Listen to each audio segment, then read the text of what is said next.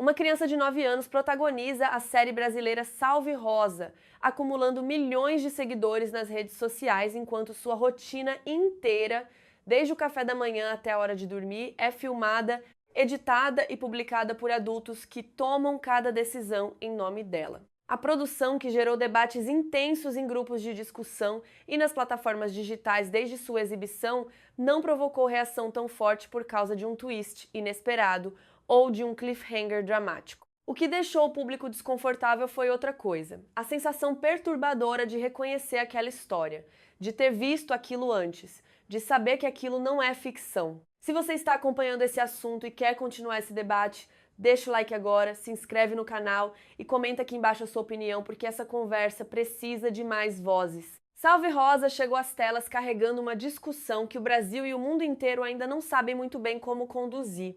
O que acontece com uma criança quando a infância dela se transforma em produto? A série não apresenta vilões caricatos nem situações impossíveis. Apresenta algo muito mais incômodo: situações plausíveis, famílias reconhecíveis, dinâmicas que qualquer pessoa que passa tempo nas redes sociais já viu acontecer em perfis reais. Rosa, a personagem central, não é retratada como uma vítima óbvia.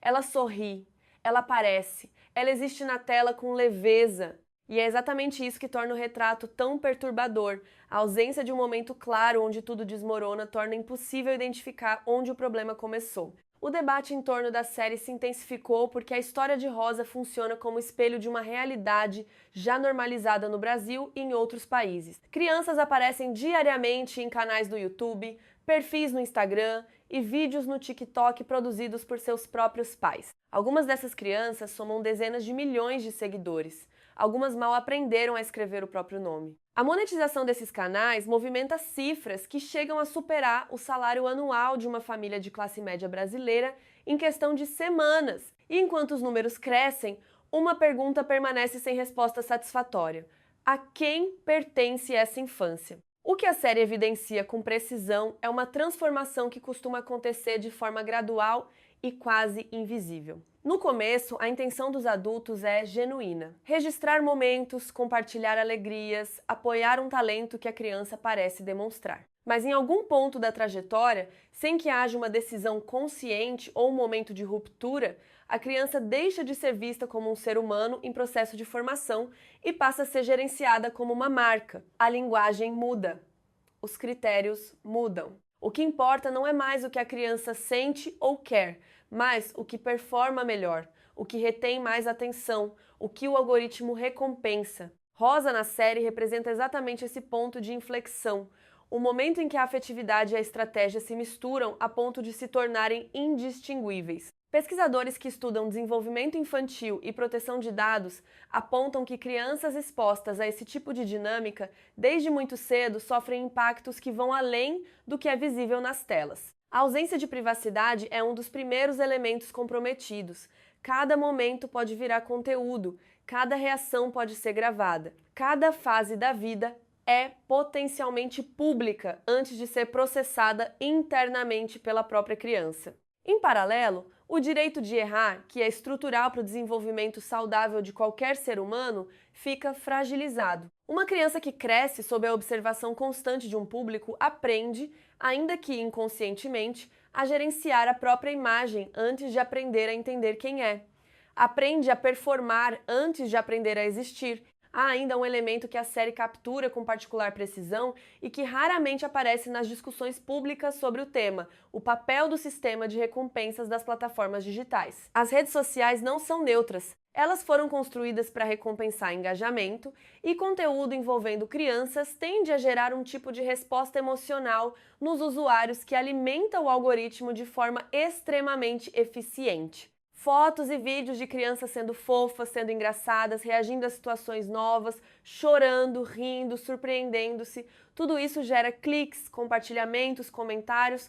Os adultos que produzem esse conteúdo recebem de forma sistemática e constante sinais de que estão fazendo algo correto. Os números sobem, as mensagens positivas chegam, a renda cresce E dentro desse ciclo de recompensas, a pergunta sobre o bem-estar da criança vai sendo adiada, suavizada, respondida com a justificativa de que tudo está indo bem porque os resultados estão sendo bons. É importante reconhecer que esse debate não é simples e a série não trata como se fosse.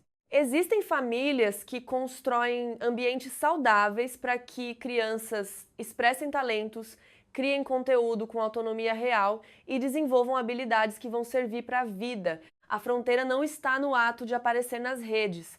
A fronteira está em quem define o que acontece, com que frequência, sob qual pressão e com qual nível de respeito pela vontade da criança. A pergunta que Salve Rosa coloca e que não deixa ninguém confortável é: quando a criança diz que não quer gravar hoje, o que acontece? Quando ela chora por um motivo que não cabe numa legenda bem-humorada, esse momento some ou vira pauta? Quando ela cresce e quer ser diferente do personagem que o público construiu para ela, esse espaço existe? O que a série faz com maestria é mostrar que o dano mais profundo não vem de uma situação de abuso explícito, vem da acumulação silenciosa de pequenas cedências, de fronteiras que se dissolvem aos poucos, de uma criança que aprende a existir para a câmera antes de aprender a existir para si mesma. Rosa não é uma personagem que sofre de forma escancarada. Ela sofre de forma contemporânea, através da perda gradual do direito de ser indefinida,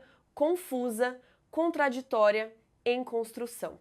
A infância, quando se transforma em conteúdo, perde justamente o que a define, a possibilidade de ser vivida sem que precise ser documentada, explicada ou monetizada. A reação dividida do público à série reflete exatamente a complexidade do tema. Há quem acuse a produção de exagero, de criar uma narrativa alarmista sobre algo que, na maioria dos casos, seria inofensivo. Há quem enxergue na ficção um retrato honesto de algo que a sociedade prefere não nomear. E há quem defenda que o problema não está na presença das crianças nas redes, mas na ausência de legislação robusta que proteja seus direitos, seus dados e sua imagem de forma efetiva. No Brasil, esse debate legislativo está em andamento, mas ainda longe de uma resposta consolidada. A infância não é uma fase de espera, é uma fase de formação que exige, acima de tudo, o direito de acontecer sem plateia. Quando esse direito é retirado, seja por ambição, seja por afeto mal direcionado,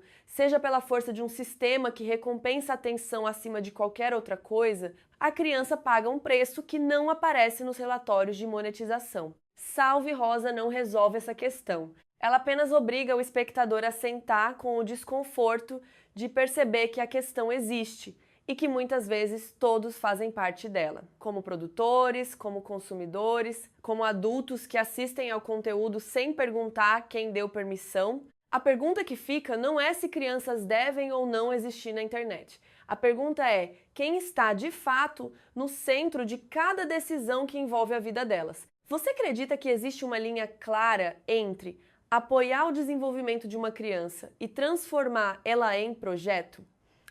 Onde essa linha começa a ser cruzada na sua percepção? Comenta aqui embaixo, compartilha esse conteúdo com alguém que precisa pensar sobre isso e se inscreve no canal para continuar fazendo essas perguntas junto.